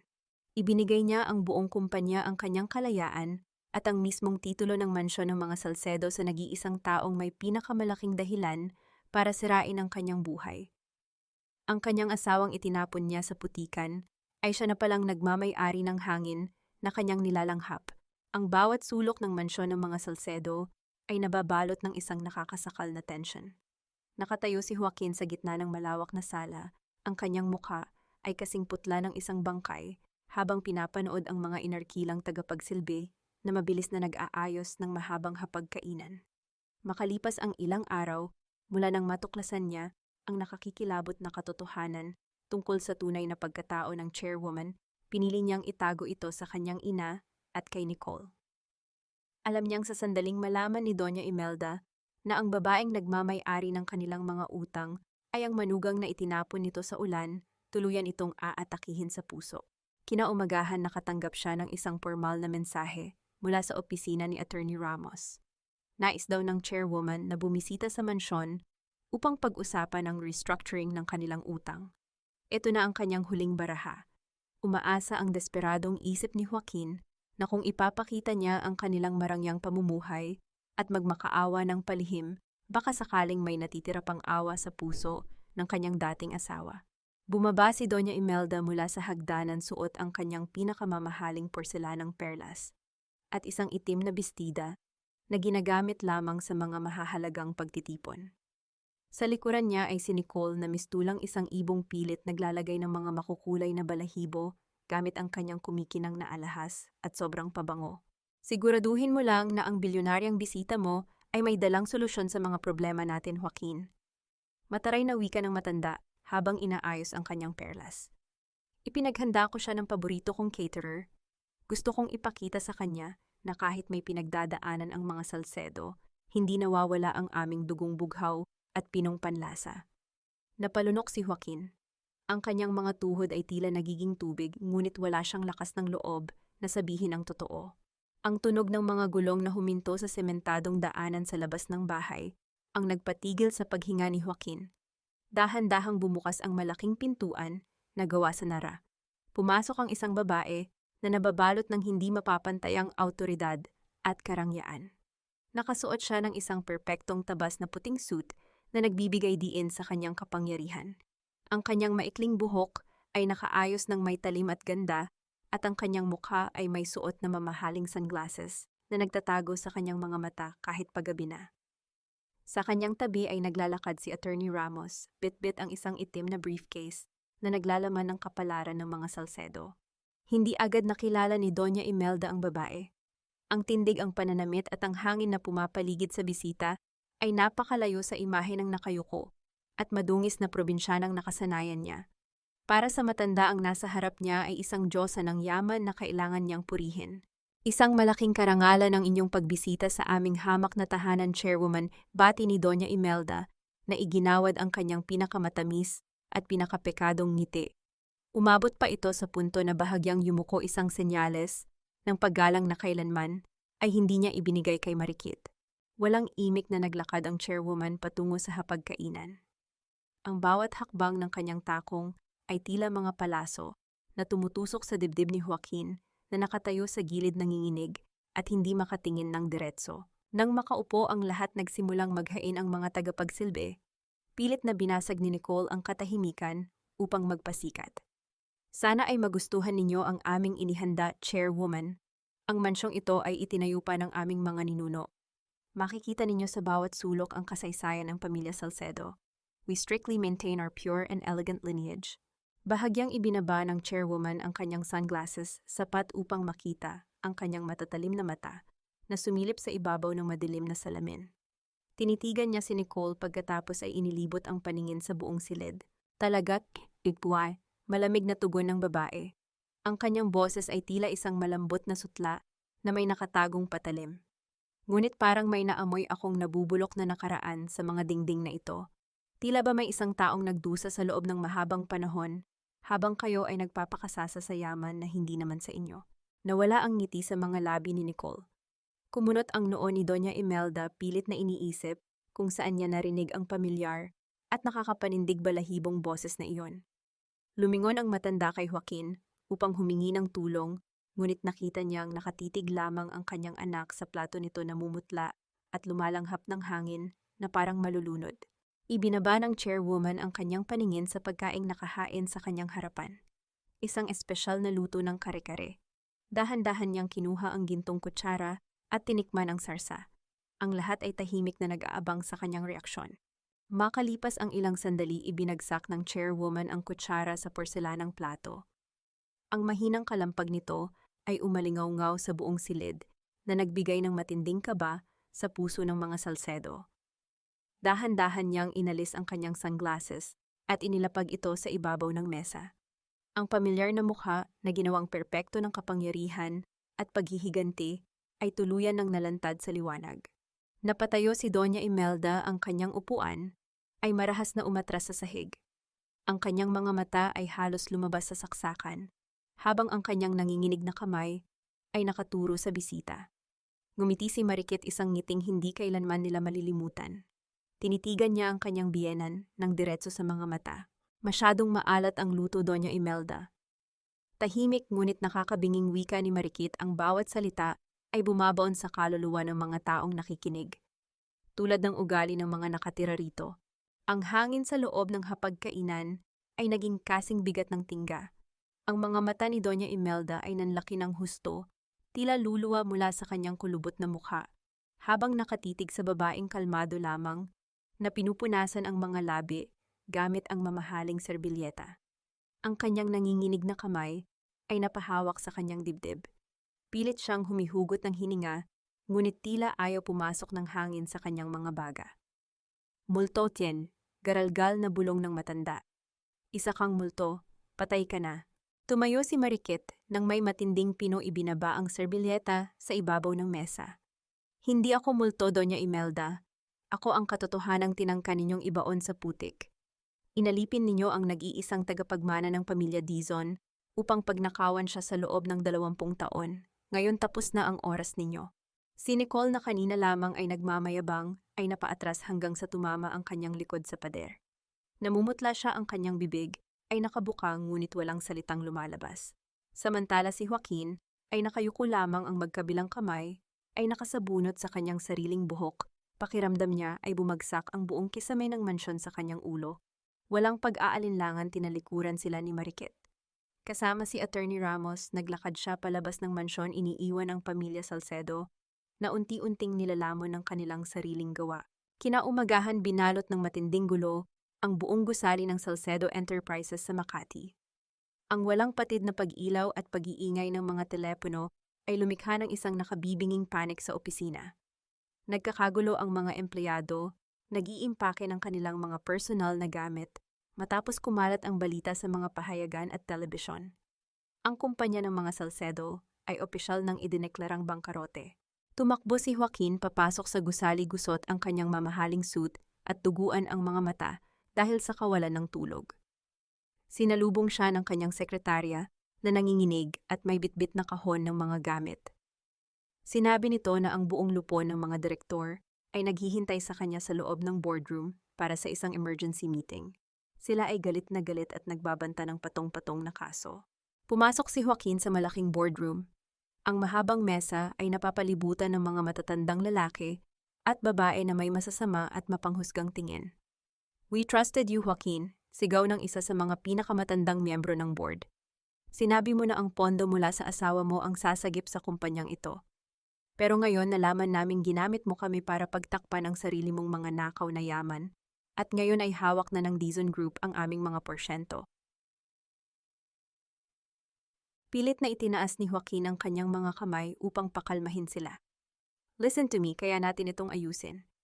Asawa ko pa rin ang nagmamay-ari ng Dizon Group. I can talk to her." Isang malaking hindi pagkakaunawaan lang ito. Bago pa man niya matapos ang kanyang kasinungalingan, bumukas ng malakas ang mabibigat na pintuan ng boardroom. Natigil ang lahat ng pagbubulungan.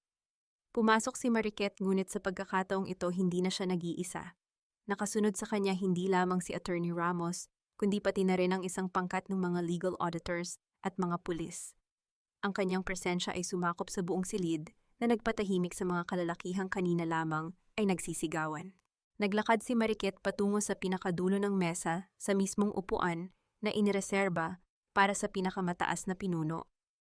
Tumingin siya kay Joaquin, ang kanyang mga mata ay walang kahit anong bakas ng awa. "Hindi ka na makikipag-usap kaninuman bilang kinatawan ng kumpanyang ito, Joaquin," formal na pahayag ni Marikit. Ang kanyang tinig ay malamig at mariin, umaling-aungaw sa buong silid. "Bilang may hawak ng 80% ng shares ng kumpanyang ito, opisyal kong idinedeklara na tinatanggalan na kita ng lahat ng kapangyarihan." Namula ang mukha ni Joaquin sa matinding kahihiyan at galit. Naglakad siya palapit kay Marikit, pilit na ginagamit ang kanyang huling baraha ng pananakot. "You can't do this to me, Marikit. I am your husband. Sa mata ng batas may karapatan ako sa lahat ng yaman mo. Hindi ka pwedeng magdesisyon ng mag-isa." Isang manipis na ngiti ang sumilay sa labi ni Marikit. Ibinigay niya ang senyas kay Attorney Ramos.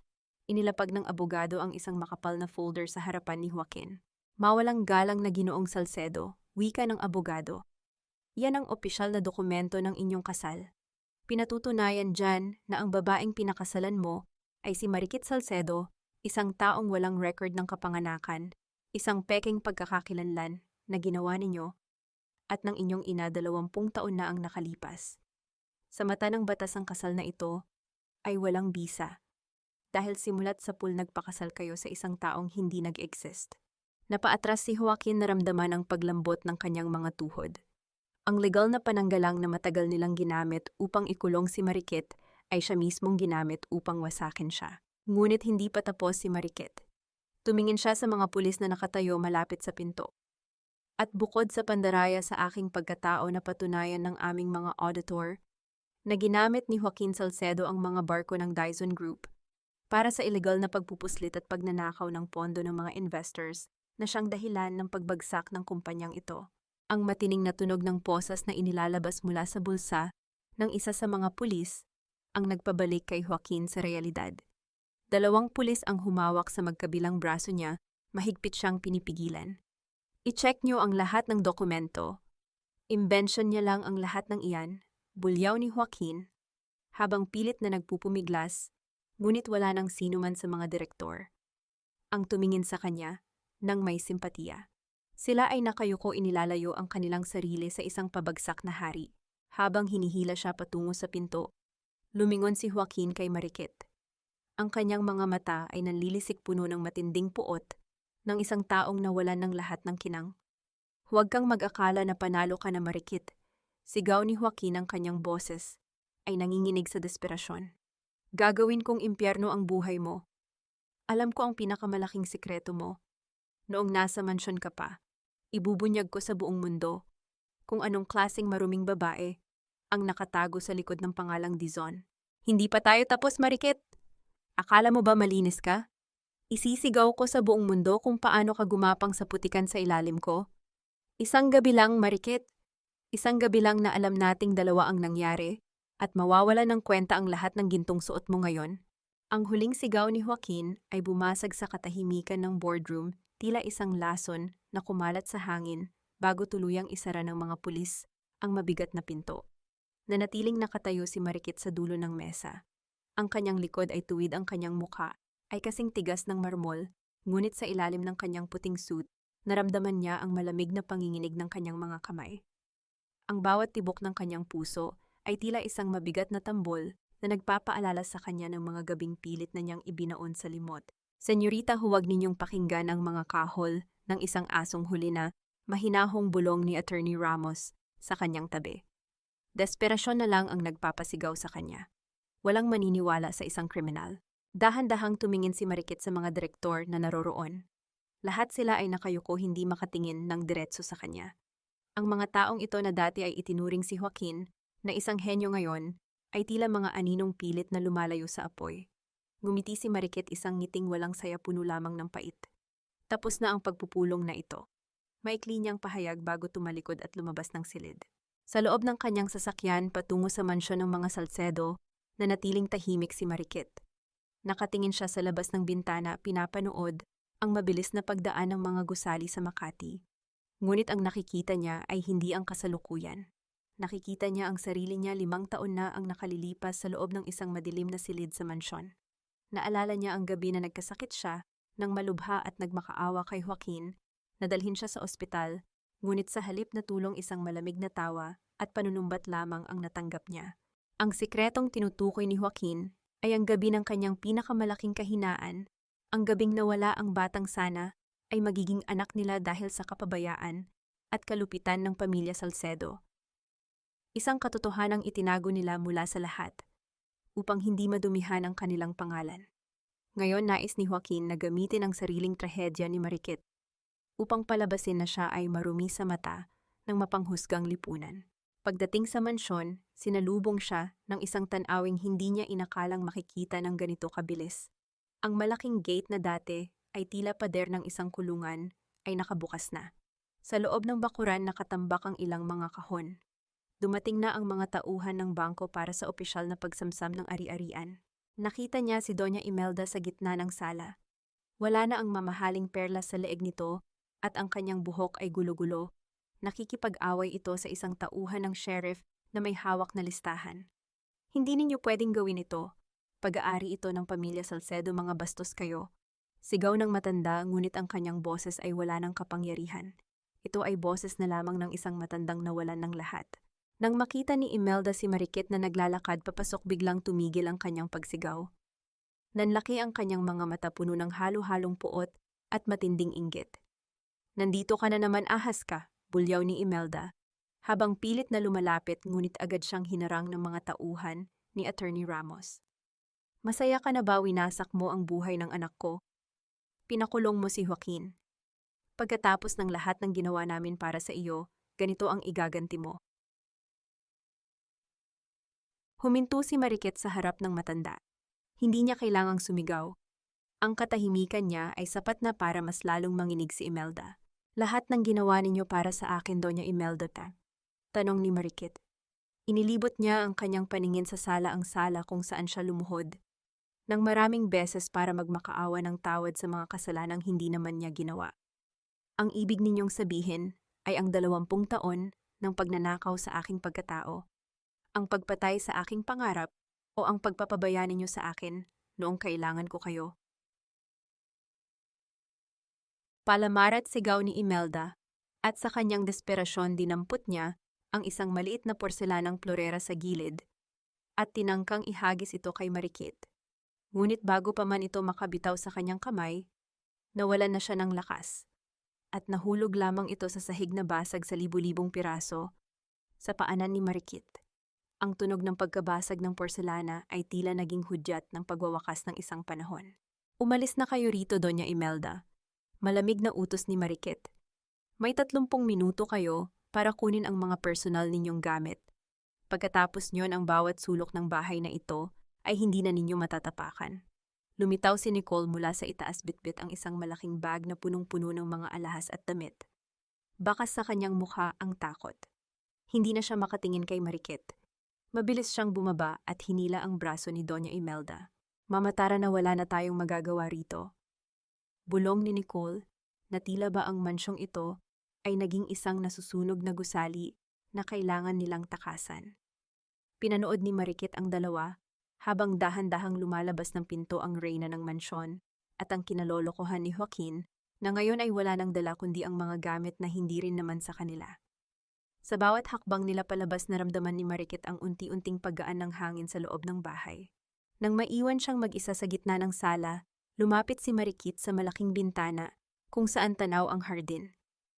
Naalala niya ang ulan sa Baguio, ang lamig, ang putik, at ang kawalan ng pag-asa. Ngayon ang sikat ng araw ay tumatagos sa bintana, nagbibigay ng liwanag sa madidilim na bahagi ng mansyon. Inilabas niya mula sa kanyang bulsa ang maliit na locket na nadumihan sa putikan noon. Nilinis na niya ito. Kumikinang na ito ngayon sa ilalim ng araw. "Papa, Mama, nabawi ko na ang pangalan natin," bulong niya sa sarili. Ngunit sa gitna ng kanyang tagumpay, isang tanong ang nananatili sa kanyang isipan, tulad ng isang tinik na ayaw maalis. Ang banta ni Joaquin sa boardroom. Alam ni Marikit na hindi titigil ang lalaking iyon hanggat hindi siya nadadamay sa pagbagsak nito. Ano ang susunod na hakbang ng isang halimaw na nakakulong? Ang katahimikan sa loob ng mansyon ng mga Salcedo ay tila may sariling bigat. Isang uri ng katahimikan na hindi nakakabingi kundi nakakapag-isip. Nakatayo si Marikit sa gitna ng malawak na pasilyo. Pinapanood ang bawat alikabok na sumasayaw sa sinag ng araw na tumatagos sa bintana. Ang bahay na ito na dati ay tila isang malaking bilangguan, ngayon ay isa ng malawak at bakanting espasyo na naghihintay ng bagong simula. Ngunit sa likod ng bawat magandang alaala ng kanyang pagsisikap ay ang madidilim na anino ng kanyang nakaraan na pilit siyang hinahabol. Sa kabilang dako ng lungsod, sa loob ng isang madilim at masikip na selda, nakaupo si Joaquin sa malamig na semento. Wala na ang kanyang mamahaling suit. Pinalitan na ito ng kulay kahel na uniforme ng isang bilanggo. Ang kanyang buhok ay gulo-gulo at ang kanyang mga mata ay nanlalalim, puno ng matinding puot at desperasyon. Ang bawat kalansing ng susi ng mga gwardya ay tila isang pangungutya sa kanyang dating kapangyarihan. Ngunit sa gitna ng kanyang pagbagsak, may isang plano siyang binuo. Isang huling alas na gagamit sa tanging bagay na alam niyang makakasira sa imahe ng isang Dizon. "Dalhin niyo rito ang reporter," bulong ni Joaquin sa kanyang abogado na bumibisita. Sabihin mo sa kanya meron akong kwento tungkol sa reyna ng mga Dizon na yayanig sa buong bansa. Isang kwentong hindi nila mabibili ng ginto. Samantala sa isang maliit at barong-barong na kwarto sa isang squatter area sa labas ng lungsod, nakaupo si Doña Imelda sa isang sirang silya. Ang amoy ng kanal at basura ay sumusuot sa kanyang ilong, isang matinding kabaligtaran sa amoy ng mga sariwang rosas sa kanyang dating mansyon. Sa tabi niya si Nicole ay walang tigil sa pag-iyak, habang tinitingnan ang kanyang mga kuko na wala ng manicure at ang kanyang balat na puno ng kagat ng lamok. Mama, hindi ko na kaya rito. Ang dumi-dumi, ang init. Reklamo ni Nicole. Ang kanyang boses ay puno ng pait. Tumahimik ka, Nicole. Bulyaw ni Imelda. Bagaman ang kanyang boses ay paos at walang lakas. Kasalanan mo rin ito. Kung hindi dahil sa labis mong paggastos. Sana ay may natira pa tayong pondo para makatakas. Ngayon kailangan nating magtiis hanggang sa makahanap si Joaquin ng paraan. Hindi alam ni Imelda na ang anak niyang inaasahan ay lalo lamang silang ibinabaon sa hukay ng kahihiyan. Sa loob ng mansyon, naglalakad si Mariket patungo sa pinakadulo ng ikalawang palapag sa silid na matagal na niyang iniwasan. Ang pintong ito ay nanatiling nakasara sa loob ng 5 taon. Dahan-dahan niyang inikot ang doorknob. Ang tunog ng pagbukas ng pinto ay tila isang mabagal na pagpunit sa isang lumang sugat. Pumasok siya sa loob. Ang silid ay puno ng mga gamit ng sanggol na hindi kailanman nagamit. Isang maliit na kuna na nababalutan na ng puting tela, mga sapatos na kasing laki lamang ng hinalaki, at isang asul na kumot. Dito sa silid na ito, namatay ang isang bahagi ng kanyang kaluluwa noong gabing binaliwala ni Joaquin ang kanyang sakit. Umupo si Mariket sa tabi ng kuna. Inabot niya ang asul na kumot at naramdaman ang lambot nito sa kanyang palad. Pumatak ang isang luha sa kanyang pisngi, isang luhang hindi para sa galit, kundi para sa pangungulila. Anak, bulong niya sa hangin. Ito ang sikretong akala nila ay magiging kahinaan ko. Ang akala nila ikahihiya kita. Ngunit hindi nila alam ikaw ang dahilan kung bakit ako naging matapang. Isang tawag mula kay Attorney Ramos ang gumising sa kanyang pagmumuni-muni. Senyorita, kailangan nating maghanda. May lumabas na balita sa social media. Isang interview mula sa loob ng kulungan. Sinisiraan kayo ni Joaquin. Sinasabi niyang kaya kayo nagkaroon ng trahedya noon ay dahil sa sarili ninyong kapabayaan at dahil may ibang lalaki kayo. Ginagamit niya ang pagkamatay ng inyong anak para palabasin na kayo ay isang masamang babae. Naramdaman ni Mariket ang pag-akyat ng dugo sa kanyang mukha. Hindi dahil sa takot, kundi dahil sa matinding pagkasuklam. Ang gamitin ng isang inosenteng buhay para sa pansariling interes ay ang pinakamababang antas ng pagkatao. Hayaan mo siya, Attorney Top. Malamig na wika ni Mariket. Hayaan mo siyang magsalita ng magsalita. Gusto kong ilabas niya ang lahat ng lason niya. Ngunit, senyorita, masisira ang reputasyon ng kumpanya. Hindi, attorney. Dahil bago pa man maniwala ang mundo sa kanyang kasinungalingan, ilalabas natin ang katotohanan. Ihanda mo ang lahat ng medical records mula sa ospital noong gabing iyon. Ihanda mo ang mga testimony ng mga dating katulong na nakakita kung paano niya ako iniwan sa gitna ng sakit. At higit sa lahat, tumayo si Mariket at tumingin sa kanyang reflection sa salamin. Ang kanyang mga mata ay nagliliyab sa isang bagong uri ng determinasyon. Ihanda mo ang paglulunsad ng Anghel ni Mariket Foundation. Gagamitin ko ang bawat sentimo ng yaman ng mga Dizon para tulungan ang mga inang nawalan ng anak dahil sa bawlok at kapabayaan. Kung gusto ni Joaquin ng giyera sa media, ibibigay ko sa kanya ang isang katotohanang hinding-hindi niya mabubura. Nang gabing iyon, lumabas ang balita sa telebisyon. Nakita ni Mariket ang mukha ni Joaquin sa screen, nagpapanggap na umiiyak, pilit na kumukuha ng simpatiya mula sa publiko. Ngunit sa ilalim ng balita, may isang live broadcast na nagsimulang mag-trending. Ang video ni Mariket. Nakatayo siya sa loob ng silid ng sanggol, hawak ang asul na kumot. Hindi siya sumisigaw, hindi siya umiiyak, ngunit ang bawat salitang lumalabas sa kanyang bibig ay kasing talim ng espada. Sa lalaking nasa loob ng selda. Simula ni Mariket nakatingin ng diretso sa camera, tila ba tinitingnan niya ang kaluluwa ni Joaquin. Ang anak natin ay hindi isang sikretong dapat ikahiya. Siya ang aking lakas. At ang katotohanan kung paano mo siya pinabayaan ay ang siyang magiging huling pako sa kabaong ng iyong kalayaan. Sa loob ng kanyang barong-barong, napanood ni Doña Imelda ang video. Nabitawan niya ang baso ng tubig na hawak niya. Ang katotohanang matagal nilang itinago ang kanilang pinakamalaking pagkakasala ay nakalantad na sa buong mundo. Hindi na lang ito tungkol sa pera. Ito ay tungkol na sa kanilang moralidad. Ang akala ninyo ba ay matatapos ang lahat sa isang video, nagkakamali kayo? Hinding-hindi mabubura ng pera ang katotohanang galing ka sa putikan, marikit. At sa putikan ka rin babalik. Ang boses ni Doña Imelda ay nanginginig, hindi dahil sa tapang, kundi dahil sa matinding inggit habang pinapanood ang balita sa isang maliit at malabong telebisyon sa loob ng isang karenderiya sa squatter area. Ang mga tao sa paligid niya ay abala sa pagpuri kay Marikit, tinatawag itong anghel ng mga ina.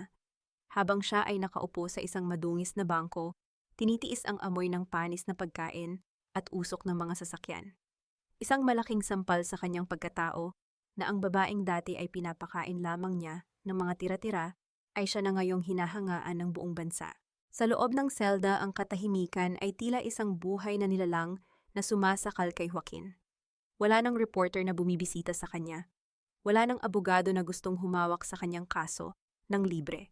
Ang kanyang huling alas, ang paninira kay Marikit, ay naging isang malaking bumerang na bumalik sa kanya ng may higit na puwersa. Ang buong bansa ay nagalit sa kanya. Tinawag siyang halimaw ng bagyo at walang pusong ama. Ang bawat sulyap ng mga kapwa niya bilanggo ay puno ng pagkamuhi. Wala nang puwang para sa kanyang kayabangan sa loob ng 4 na sulok ng malamig na rehas. Dahan-dahang lumapit si Marikit sa bintana ng kanyang bagong opisina sa Dizon Shipping Lines. Ang tanawin ng dagat ng Cebu ay tila nagbibigay sa kanya ng kapayapaang matagal na niyang hinahanap. Ngunit may isang bahagi ng kanyang puso na hindi pa rin matahimik. Hindi dahil sa takot, kundi dahil sa isang pangakong binitawan niya sa kanyang sarili, ang harapin ang kanyang nakaraan, ng mukhaan hindi para magmura, kundi para tuluyang magpalaya. Senyorita, handa na po ang sasakyan, wika ni Attorney Ramos. Sigurado po ba kayo rito? Maaari naman nating hayaan na lang silang mabulok doon. Kailangan ko itong gawin, Attorney Tan. Mahinahong sagot ni Marikit. Hindi para sa kanila kundi para sa akin. Para sa batang Marikit na naiwan sa gitna ng ulan. Ang pagdating ng isang mamahaling puting sasakyan sa gitna ng masikip at maputik na eskinita ng squatter area ay nagdulot ng malaking kaguluhan. Tumigil ang mundo ng mga tao roon habang pinapanood ang isang babaeng tila galing sa langit na bumaba sa gitna ng kanilang kahirapan. Nakasuot si Marikit ng isang simpleng asul na dress, walang maskara, walang sunglasses. Ang kanyang kagandahan ay nagniningning hindi dahil sa alahas, kundi dahil sa kalinisan ng kanyang puso. Nahanap niya si Doña Imelda at Nicole sa isang maliit na barong-barong na gawa sa pinagtagpi-tagping yero at kahoy.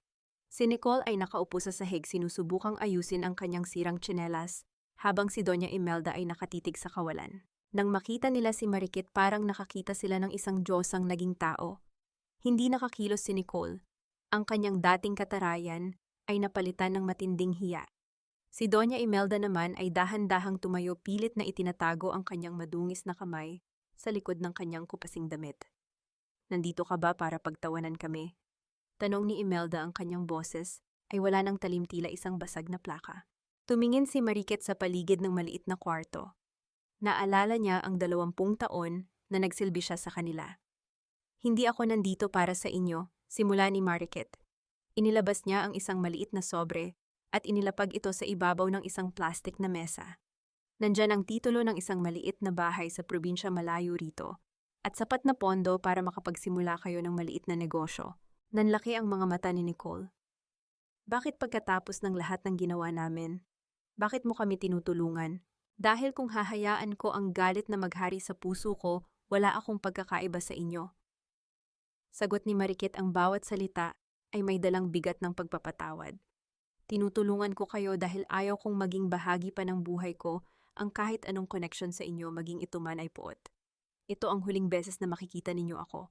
Gamitin ninyo ito para magbago. Dahil ang susunod ninyong bagsak ay wala nang sasalo sa inyo. Tumalikod si Marikit nang hindi hinihintay ang kanilang pasasalamat. Habang naglalakad siya pabalik sa kanyang sasakyan, naramdaman niya ang isang kakaibang gaan sa kanyang dibdib. Ang bawat hakbang niya sa putikan ay tila naghuhugas sa mga sugat ng kanyang nakaraan. Ang 20 taon ng kadiliman ay tuluyan ng napalitan ng liwanag. Ngunit bago pa man siya makapasok sa sasakyan, isang lalaki ang lumapit kay Attorney Ramos at may ibinigay na isang luma at kalawanging kahon. Ang lalaki ay isa sa mga dating tauhan ni Don Arturo Salcedo na matagal nang nagtatago. Para kay Senyorita Marikit, bulong ng lalaki bago mabilis na naglaho sa karamihan. Nang buksan ni Marikit ang kahon sa loob ng sasakyan, nakita niya ang isang lumang diary na pag-aari ng kanyang ama, si Don Eduardo. Sa huling pahina, may isang petsang nakasulat ang petsa kung kailan siya nawala. At sa ilalim nito may isang pangalan na hindi niya inaasahan. Isang pangalan na nagpahiwatig na ang pagkakaaksidente ng kanilang barko ay hindi lamang pala dahil sa kalikasan, kundi may isang taong malapit sa pamilya Dizon ang sadyang nagputol sa mga kable ng makina. Nanlamig ang buong katawan ni Marikit. Hindi pa pala tapos ang lahat. Ang tunay na utak sa likod ng kanyang pagkawala ay hindi lamang ang mga Salcedo kundi isang taong hanggang ngayon ay nasa tabi pa rin niya. Hindi ka pwedeng maging masaya, Marikit. Hindi sa likod ng mga sikretong binaon na ng panahon. Dahil ang dugong dumadaloy sa mga kamay ko ay siya ring dugong pilit mong nililinis sa pangalan ng mga Dizon. Ang mga salitang ito na nakasulat sa huling pahina ng diary ni Don Eduardo ay tila isang sumpa na muling bumuhay sa malamig na hangin sa loob ng sasakyan. Mahigpit na naitikom ni Marikit ang kanyang mga labi, habang ang kanyang mga mata ay nakapako sa pangalang nakasulat sa ilalim ng pagtataksil, Alberto Dizon, ang kanyang tito. Ang kapatid ng kanyang ama, na sa loob ng maraming buwan, ay nagpanggap na kakampi ang taong nagbigay ng mga impormasyon kay Attorney Ramos. Upang mahanap siya ay siya rin palang dahilan kung bakit siya nawala. Isang matalim na panginginig ang gumapang sa kanyang likuran. Habang ang sasakyan ay dahan-dahang humihinto sa harap ng naglalakihang gusali ng Dizon Shipping Lines, nakita ni Marikit si Alberto na nakatayo sa lobby, may suot na mapagkunwari at malambing na ngiti, handa siyang salubungin bilang bayani ng pamilya. Ang kabalintunaan ay sapat na upang masuka si Marikit sa matinding pagkamuhi. "Senyorita, ayos lang ba kayo?" Ang tanong ni Attorney Ramos, ang kanyang boses, ay puno ng pag-aalala, habang pinagmamasdan ang pamumutla ng kanyang alaga. Dahan-dahang lumingon si Marikit sa abogado. Ang kanyang mga mata na dati ay puno ng pagpapatawad para sa mga Salcedo ay nag-aapoy ngayon sa isang uri ng galit na mas matindi pa sa apoy ng impyerno. "Attorney, huwag mong ipapakita na may alam tayo. Gusto kong makita kung hanggang saan ang kaya niyang itago sa likod ng kanyang mga yakap." Pagbaba ng sasakyan, agad siyang sinalubong ni Alberto. Ang matanda ay tila isang mapagmahal na ama, inaalalayan siya sa siko at binubulungan ng mga salitang puno ng papuri. "Marikit, ang galing mo. Ipinagmamalaki ka ng iyong ama. Sa wakas ang Dizon Group ay nasa ligtas ng mga kamay. Tayong dalawa ang magpapatuloy ng pangarap ni Eduardo." Sa loob ng opisina, habang ang sikat ng araw ay unti-unting nagiging kahel sa paglubog nito, nanatiling nakatayo si Marikit sa harap ng bintana, nakatalikod kay Alberto. Ang katahimikan sa silid ay tila isang lubid na unti-unting sumasakal sa matanda. "Tito Alberto," panimula ni Marikit, ang kanyang boses ay kasing pino ng seda, ngunit kasing talim ng labaha. "Naalala niyo ba ang gabing umalis ang barko ni Papa? 20 taon na ang nakalipas. Sabi niyo noon isang aksidente ang lahat. Isang malakas na alon na kumuha sa akin." Narinig ni Marikit ang bahagyang paggalaw ng silya ni Alberto. "Bakit mo pa binabalikan ang masakit na nakaraan, hidya tapos na ang gabi ng ulan? Panahon na para magsaya." Dahan-dahang humarap si Marikit. Inilapag niya ang kalawanging kahon at ang diary sa ibabaw ng mesa, direkta sa harap ni Alberto. Ang tunog ng pagtama ng bakal sa kahoy ay umalingaw-ngaw sa buong silid, tila isang hatol ng kamatayan. Hindi aksidente ang pagputol sa mga kable ng makina, tito. At hindi rin aksidente na ikaw ang tanging taong nakakaalam kung anong oras aalis ang barko nang walang sapat na seguridad. Wika ni Marikit, ang bawat salita ay binibigkas niya ng may matinding pait. "Ginamit niyo ang mga Salcedo para itago ako, para makuha niyo ang posisyon ni Papa. Ang akala niyo ba ay mananatiling tahimik ang mga dokumentong ito?" Ang mapagpanggap na ngiti sa mukha ni Alberto ay unti-unting natunaw, pinalitan ng isang madilim at malamig na ekspresyon. Ang kanyang mga mata ay nanliit na wala ang lahat ng kunwariang pagmamahal. "Eduardo was always the favorite. Siya ang magaling, siya ang tagapagmana. Samantalang ako laging nasa anino niya. I did what I had to do, Marikit. At tingnan mo, nahanap ka pa rin namin, di ba naging maayos ang lahat?" "Naging maayos?" Pasigaw na tanong ni Marikit, ang kanyang mga luha ay tuluyan ng umagos ngunit hindi dahil sa kahinaan. Naging alipin ako sa loob ng 20 taon, nawalan ako ng anak, nawalan ako ng pagkatao, at ang lahat ng iyon ay dahil sa inggit mo sa sarili mong kapatid. Tumayo si Alberto pilit na ibinabalik ang kanyang awtoridad. Wala kang ebidensya, Marikit. Isang lumang diary lang yan. Sino ang paniniwalaan nila? Ang isang babaeng galing sa kalsada? O ang taong nagpatakbo ng kumpanyang ito sa loob ng 2 dekada? Sa pagkakataong iyon, bumukas ang pinto ng opisina. Pumasok si Attorney Ramos kasunod ang isang matandang lalaki, ang mekanikong tinukoy sa diary na siyang inutusan ni Alberto noon na sa loob ng maraming taon ay itinago ng pamilya Dizon sa takot na mamatay. Hindi lang diary ang hawak namin, Alberto. Wika ni Attorney Ramos nang may matinding paninindigan. Hawak din namin ang katotohanan. Naramdaman ni Marikit ang pagguho ng huling kuta ni Alberto. Ang matanda ay napaupo sa kanyang silya, tila nawalan ng lahat ng lakas. Ang lahat ng kanyang plinanong kasamaan sa loob ng 2 dekada ay natapos sa loob lamang ng ilang minuto ng katotohanan. Tapos na ang pagtatago, Tito, mahinahong sabi ni Marikit. Tumingin siya sa mga pulis na naghihintay sa labas ng pinto. Ibigay niyo sa kanya ang hustisyang matagal na niyang dapat hinarap. Habang hinihila si Alberto palabas, lumingon ito kay Marikit, ang mukha ay puno ng pagsisisi. O marahil ay takot sa magiging kinabukasan sa likod ng rehas. Ngunit hindi na tumingin si Marikit. Lumakad siya patungo sa upuan ng kanyang ama, dahan-dahang hinaplos ang sandalan nito. Sa unang pagkakataon, ang bagyo sa loob ng kanyang puso ay tuluyan ng tumila. Ang lahat ng mga halimaw mula kay Joaquin hanggang kay Alberto ay naitapon na sa madilim na bahagi ng kasaysayan. Nang maiwan silang mag-isa ni Attorney Ramos, tumingin si Marikit sa labas ng bintana. Ang mga ilaw ng Cebu ay tila mga bituin na bumagsak sa lupa, nagbibigay ng liwanag sa isang bagong bukas. Attorney, tawag ni Marikit. Opo, senyorita. Gusto ko nang umuwi, sa totoong bahay natin. Doon sa kung saan nagsimula ang lahat bago pa dumating ang ulan. Ang katahimikan sa silid ay hindi na nakakasakal. Ito ay isang katahimikang puno ng pag-asa. Ang alabok na tinapakan ay tuluyan na ngang naging ginto, at ang gintong iyon ay hindi na muling mababahiran ng dumi ng nakaraan. Ang gintong oras sa dalampasigan ng Cebu ay tila isang napakalaking dibuho na ipininta ng tadhana. Ang sikat ng araw ay unti-unting humahalik sa ibabaw ng asul na dagat, nag-iiwan ng mga kislap na tila milyon-milyong diamanteng lumulutang sa tubig. Habang ang banayad na alon ay humahaplos sa mapuputing buhangin, nakatayo si Marikit Dizon, suot ang isang malambot na puting lino na damit na sumasayaw sa ihip ng hangin. Wala na ang bigat sa kanyang mga balikat, wala na ang kaba sa kanyang dibdib. Ang tanging nararamdaman niya ay ang malamig na tubig na dumadaloy sa kanyang mga paa, tila hinuhugasan ng bawat bakas ng dumi mula sa kanyang nakaraan. Lumipas na ang 1 taon, simula nang gumuho ang tore ng kasinungalingan ng mga Salcedo at ang pagtataksil ni Alberto. Sa loob ng panahong iyon, ang Dizon Group ay muling nagniningning, hindi lamang bilang isang higante sa industriya ng barko, kundi bilang isang kumpanyang may puso. Ngunit para kay Marikit, ang tunay na tagumpay ay hindi nasusukat sa mga numero ng benta o sa dami ng mga bagong barko.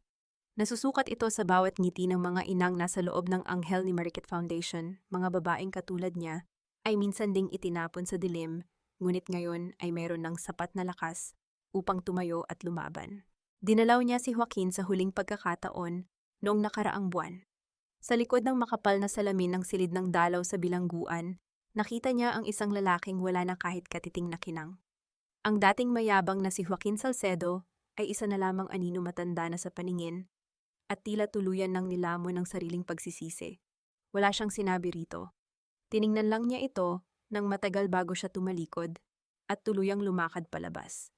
Doon niya natanto na ang tunay na hustisya ay hindi lamang ang pagkukulong sa nagkasala, kundi ang pagpili na huwag nang maging bilanggo ng galit na idinulot nito.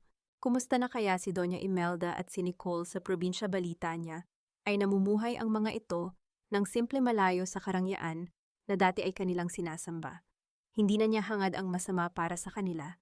Ang ibinigay niyang tulong ay sapat na upang hindi sila magutom, ngunit ang kapayapaan ng kanilang isipan ay sila na lamang ang makakagawa para sa kanilang sarili. Hinawakan ni Marikit ang gintong locket na nakasabit sa kanyang leeg.